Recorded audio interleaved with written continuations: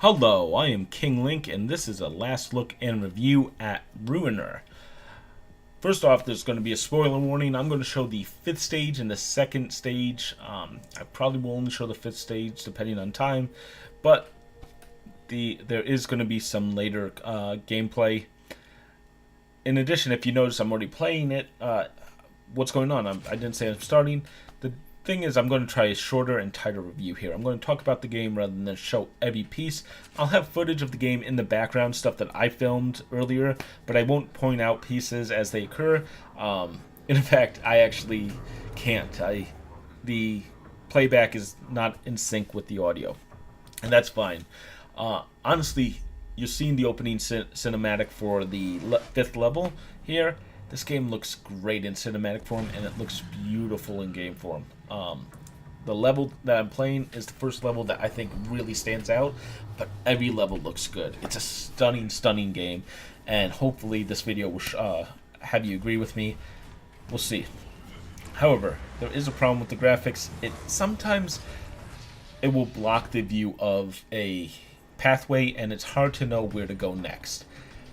That's just something that happens. When it does, it's about 5 minutes of frustration, and it's annoying as hell. But at the same time, you can quickly move on and find the next pathway.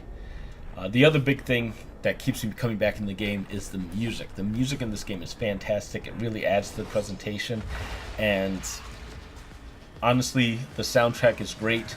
It's worth listening to just on its own, but if you like Cyberpunk games, this game really shines. So the entire game is set up into arena rooms, where you have to enter a room, tackle a number of enemies, try to survive, and you get graded at the end of the room. Interesting style. A lot of games have done this, but the score system has an issue. It doesn't make sense. Like, when it works in the single room, it's fine. It gives you some bonus experience and all that. But the final score for the entire level isn't recorded. It's not like Bayonetta where you can get all A ranks or all S ranks. In this game, you don't. You just have to get, you have to remember it yourself. Oh well. That's a disappointment, but the thing is, everything in Ruiner is given a lot of thought. Graphics definitely were. Gameplay definitely was. I love it. There's parts of the game where I'm playing it and I feel like something's wrong, especially in my first look. I said a couple things. All of them were wrong. About an hour later, I actually would have pulled all of them out because I got more used to the controls, got used to the system, figured out why it's not just a twin stick shooter, why you have to pull the shoot the guns. All of it works great. Great example of that deep level of thought, though, is the ability tree. So you'll see me switching out abilities multiple times in the demo, and it's great. Every ability feels like it's useful, but it's more about picking what's useful for you, a style, if you will.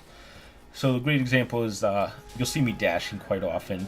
That's just quick movement, and it feels like a must on every build I've done. But there's so many other choices in this game. There's a slow-mo, supply drop, and the slow-mo, supply drop, and health regeneration. Those are what I use in my typical build, but there's also types of shields. There's an overload system that makes you more powerful and kind of like Hulk out. There's the ability to mind jack enemies and make them your friend. There's even a ability where firing your gun increases your energy, so you can regenerate energy really quickly.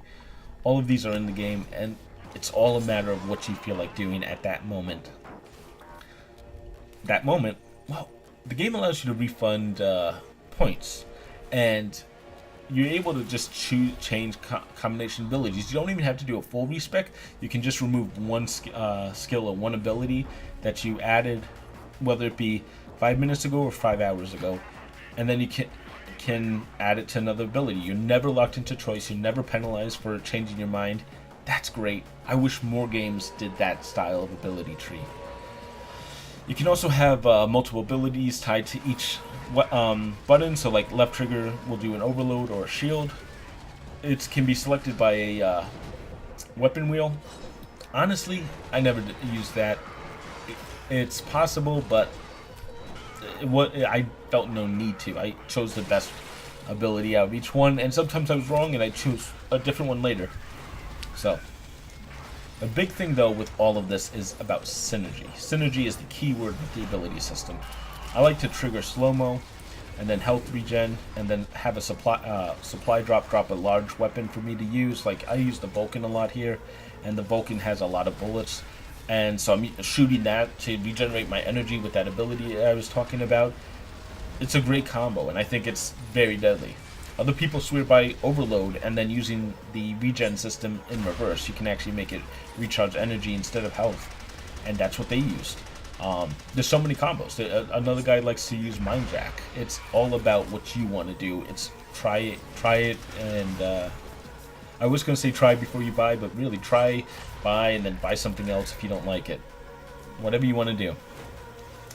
So there's another system in the game called the Weapon Grinder. After you beat a room, if you've left enough weapons on the ground, sometimes a Weapon Grinder is deployed, and when you activate it, you'll destroy all the items in the room. You get bonus experience, and sometimes a bonus gun. It's a great addition to the game. It basically rewards quote-unquote skill play. Supply drop breaks that, so you can just supply drop weapons, and the weapons on the ground don't disappear, but it's up to you. Then there's also the idea of this, what's called Ruiner Kill. A number of things are called Ruiner in this game. I'm not sure exactly what the title is referring to. There is a gun called Ruiner. There is this Ruiner Kill, and then of course there's am I a ruiner in the game because I'm just ruining everyone's day? Who knows? I mean, I'm murdering them. I should be ruining their day, but the Ruiner Kills are ultra violence, and you know, if you've seen a couple of them in the game, if you've seen the orange circle around someone and then the player runs up to it, if you hit the left stick, you basically go into an ultra kill, and it's violent. You know, if your parents are watching, I'm sorry, don't get me in trouble. If your congressmen are around, watch out. They might come for this game because it's pretty damn violent. It's the type of violence that I think the guy from Clockwork Orange, Alex, would really dig, and this would become his favorite game. It's not that bloody, but those are just way over the top. Someone clearly had fun designing them. So those Ruiner Kills give you bonus health, bonus energy, and bonus karma. They're fun. They're kind of fun to commit. They're useful, but they're not required. And it's all about choice in this game. You know, you can do anything you want. Find what systems are working for you. So then there's also this boss fight system. The boss system. So basically every level has a boss, but what I really want to call out is the major bosses. At every 3 levels there's a boss that's really standing out, that's a little bit different, usually has a different technique to attack. One of them will jump out of the arena for a few seconds and drop bombs on you. Like, every boss has a special weapon, and usually a unique weapon that you haven't seen before, but the mega bosses have, like, an entire gameplay mechanic that works for them. None of them are bad, none of them are horrible, but that is what they have. And they're all excellent. There's 3 of them, I believe, in the game, and each one is challenging and worth, like, just checking out just for that. But the thing is, Ruiner has great gameplay, period.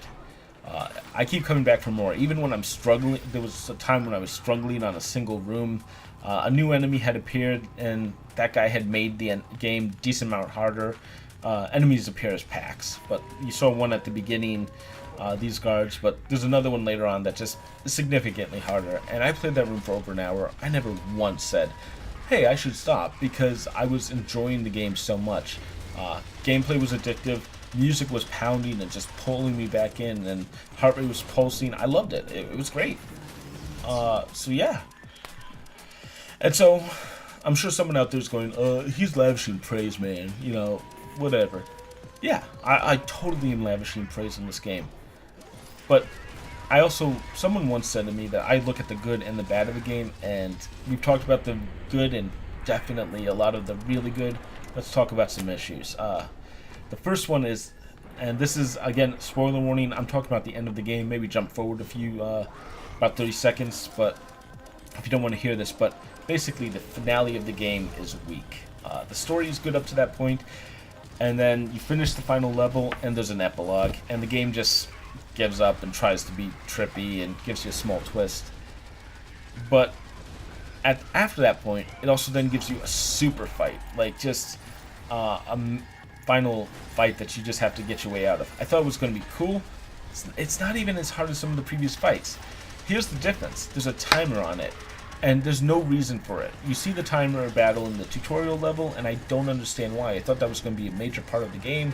It's not, and it's only used twice. Once there, and once in the epilogue. If it was a major surprise at the end, why was it spoiled in the tutorial? Yeah, it's an odd system, and honestly, it wasn't that hard. I actually had over 2 minutes on my clock at the end of it, and I was kind of like, that was it? Alright. So, the map doesn't work, you know, air quotes on map. It's basically the overworld that you can walk through, and it doesn't fit in with the game. Again, you might see it at the end of this video, but I don't understand why it's there. You could have used a linear progression, a linear level to get to the next level. Instead, you kind of walk around, you can talk to guys, do little quests, but even when you do the quests, you don't feel like you get anything for it. There's no visible cue that you got something. One quest I did, I talked to this guy who wanted information. I gave him the information, and he just thanked me and said, you got your reward. I didn't see any reward. I think I got some experience points, but it wasn't even shown to me. Another one was a quest to hack cats, C-A-T-S. It's spelled out cats, but they're also cats. Interesting quest, but then I'm given a key to some area in the game, and I don't understand where that area was in the game. I think there's a point where I got upgrade points after each of those, but the thing is, I don't... The game isn't clear about the quest reward system. So yeah, the overworld map just doesn't fit. And then finally the game teases this idea of like this bounty hunt system and a bounty hunt quest. It does make sense in hindsight after I finished the game. All of the bounty hunts are bosses that you have to kill. Yeah, it's kind of similar to that Oddworld Stranger's Odyssey or something. The one where you have to go and hunt down everyone. But at the same time, the major bosses aren't on the list, so who's paying me to knock off the lesser bosses? Don't know, don't care, didn't work. So, that's it for the big negatives. Yeah, and I'm sure, again, someone's saying, like, that's a short list. Yeah, I completely agree with you. There's not a lot wrong with this game. And those things that didn't work, you know, they suck, but they didn't take much away. The fact is, I think I love Ruiner. I really do. If it sounds like I'm gushing, I probably am. This is a great game. And it's time for the review score, and I'll tell you this. When I played this game, a lot of games I played, I'm like, oh, what's the review score going to be? Is that 4? Is that 3? Is that 3.5? Now, this one was easy. I knew immediately. So, Ruiner gets a 4.5 out of 5. Very simple for me to get. It's not perfect. It's a little bit lesser than perfect. It has some issues. But 4.5. Simple. And now, that's a great score. To give you an idea, I've reviewed about 30 games so far on my site. I've been open for about 2 months on as a site. I've done more in Steam, which didn't have a score. But for 2 months, one every 2 days, that's at least 30. I've given 2 games above a 4. And to me, that means they're so good that even people who aren't fans of the genre probably should check them out. Play a demo, whatever, but really this game is going alongside Bayonetta, which gets a 4.5, and Ori and the Blind Forest, which got a 5. Ruiner joins them with a 4.5. To me, that's really high praise. That's a great job. I might mispronounce this, but Raycon Games. I'm not sure how it's pronounced, but dude, really good job, really nicely done. Also, thank you, Devolver Digital, for publishing the game and bringing it to my attention during the Devolver Digital press conference of 2017. That's still one of the funniest press conferences I've ever seen. So, with all that being said, that's it for this game. I'm King Link, and if you've enjoyed this video, please leave a like. If you want to see more, consider subscribing. I do first looks and last looks. If you like this shorter video style, if you like the voiceover, leave me a comment, let me know. If you prefer the older, longer style where I ramble a little bit more, let me know about that as well. Feedback is always appreciated. I don't know which way is going to be better, but I decided to try this for something a little bit different. For more information and the full review, you can check the description or check my site at kinglink-reviews.com. And I have a Twitter at kinglink reviews. That's one word. And with that said, I'll see you next time.